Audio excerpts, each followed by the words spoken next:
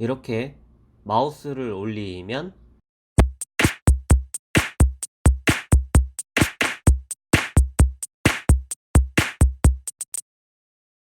안녕하세요.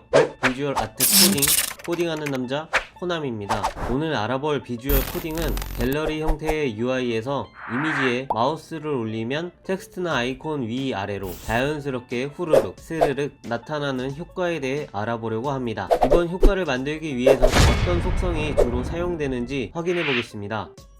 첫 번째, 포지션, 렐러티브와 앱솔루트, 요소 위에 요소 형태로 겹쳐서 표현해야 하고, 어떤 기준을 잡고 그 기준에서 원하는 곳에 요소를 위치시키기 위해 포지션 값을 사용하는데, 속성 값으로는 기준을 잡는 렐러티브와 위치를 지정하는 앱솔루트 값을 사용해야 합니다. 두 번째, 오버플로우 히든.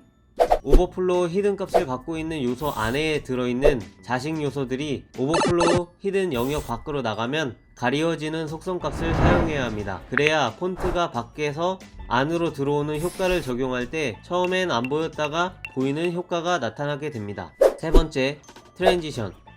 포지션 앱솔루트 값의 변화로 이 위치에서 이 위치로 나타나게 할 때 애니메이션 속성이 없으면 너무 딱딱한데 트랜지션 속성 값으로 자연스러운 애니메이션 효과가 나타나게 됩니다. 자, 여기까지 주요 속성에 대해 알아보았으니 이제 HTML 코드를 보면서 어떻게 효과를 구성하는지 알아보겠습니다. 제일 많이 사용되는 책 칸짜리의 갤러리 리스트 형태로 만들어 볼 겁니다. 먼저 div 요소를 만들고 갤러리 리스트라고 클래스를 주겠습니다. 이 안에 리스트 태그인 ul을 넣고 ul 안에 li를 이렇게 3개 넣어주고 li 안에는 a 태그를 넣겠습니다. a 태그 안쪽에 div 2개를 넣어줍니다.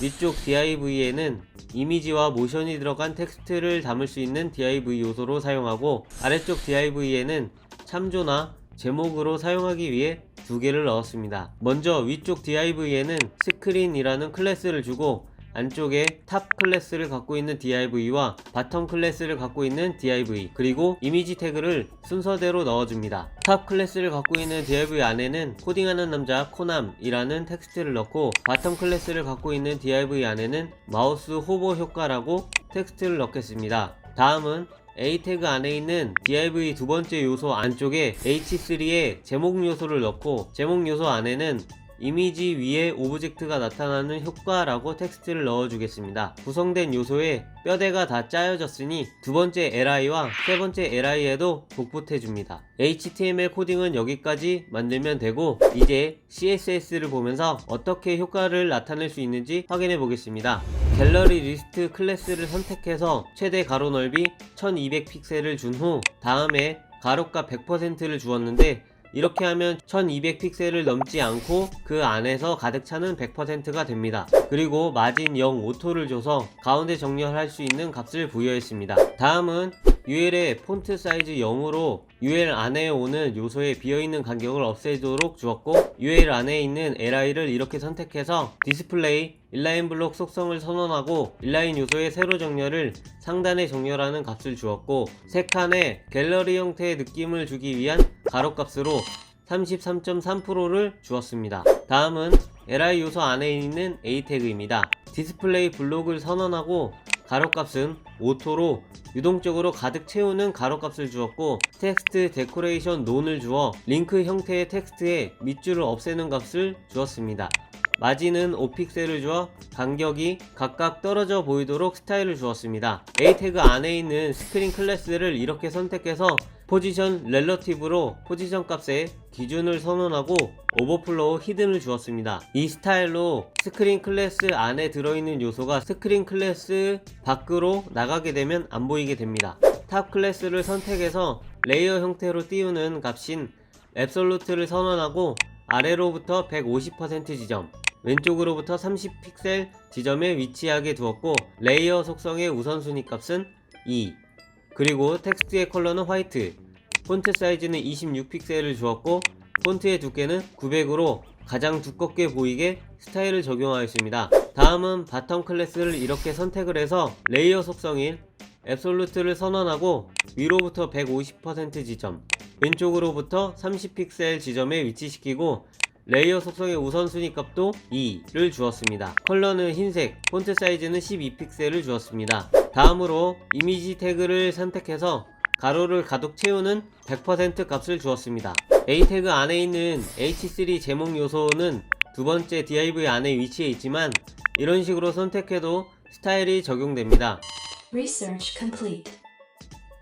제목 요소를 이렇게 선택해서 폰트 사이즈는 14픽셀, 폰트의 정렬은 주황 정렬, 요소의 안쪽 간격의 패딩 값을 20픽셀을 주었고 폰트의 색상은 샵 666의 어두운 계열을 사용하였습니다. 여기까지 작업을 하고선 확인해보면 갤러리 형태이긴 하지만 이미지만 보이는 단순한 갤러리 모습이죠. 다시 CSS로 돌아와서 A 태그에 마우스가 올라가면 위치값이 바뀌는 값을 부여해 보겠습니다. 마우스가 올라가면의 선택자인 콜론 호버를 사용해서 A 태그에 마우스가 올라갔을 때 탑 클래스를 선택한 다음 아래로부터 52% 지점으로 이동하도록 스타일을 주고, 동일하게 A 태그에 마우스가 올라가면 바텀 클래스는 위로부터 52% 지점으로 이동하도록 스타일을 주겠습니다. 여기까지 스타일을 주고선 웹에서 결과값을 확인해보면 변함없는 갤러리 리스트에서 이미지 위에 마우스를 올리면 타이틀과 서브 타이틀이 갑작스럽게 나타나는 모습을 볼 수 있습니다.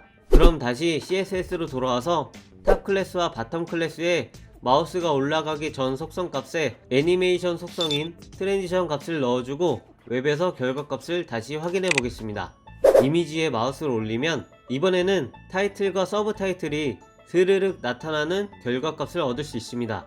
그런데 텍스트 컬러를 화이트로 했기 때문에 이미지가 밝은 배경이라면 잘 안 보이니까 저번 시간에 배웠던 가상 요소를 사용해서 어두운 배경을 깔아 보겠습니다. 가상 요소를 활용하는 건 내용글의 링크를 통해서 가상 요소 강좌를 확인해 보시기 바랍니다. 자, 가상 요소로 배경을 어둡게 표현하는 소스를 넣고 웹에서 페이지를 새로 고쳐 확인해 보면 어두운 배경에 자연스럽게 나타나는 텍스트 효과를 얻을 수 있습니다. 이렇게 UI를 디자인하면 화려한 효과가 들어있는 갤러리 리스트를 만들 수 있습니다. 이런 식으로 사용하는 갤러리 형태는 보통 포트폴리오 사이트에서 많이 활용되는데요. 실제 사이트에서 어떻게 활용되고 있는지 레퍼런스를 두 가지 준비해 보았습니다. 첫 번째는 cj1.com입니다. 중앙에 보시면 진짜 멋진 마우스 호버 효과를 할 수 있겠는데요. 이건 저도 못합니다. 그 아래 보면 이미지와 레이아웃 배치가 참 자기 멋대로 정렬 따윈 필요 없는 멋진 레이아웃이 있는데요. 요소에 마우스를 올리면 가려진 요소가 나타나면서 이미지를 덮고 또 텍스트와 버튼도 보여지는 효과를 사용하고 있습니다. 크롬 브라우저에서 실제 적용된 소스를 간략하게나마 볼 수 있는데 마우스가 올라가기 전 텍스트가 영역 밖에 있는 모습을 볼 수 있습니다. 이것도 마우스가 올라가면 지정된 영역으로 위치가 이동되는 효과인 것 같습니다. 정말 멋진 효과네요. 다음 살펴볼 레퍼런스는 책 발전소라는 쇼핑몰인데요. 책을 많이 읽어야 합니다. 저는 난독증이 있지만요. 다 아니고 쇼핑몰에서는 이런 형태로 사용된다고 알려드리기 위한 레퍼런스입니다.